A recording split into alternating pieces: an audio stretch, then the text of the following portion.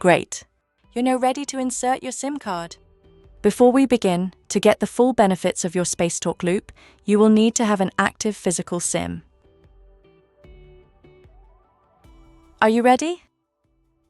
Turn your Spacetalk Loop to the side where the pinhole is located. Gently insert something small, like a pin, into the pinhole, and carefully pry open the SIM tray. Now insert your SIM card into the SIM tray. Make sure the gold contact is facing up and the cut corner aligns. You can press the SIM tray back into the watch.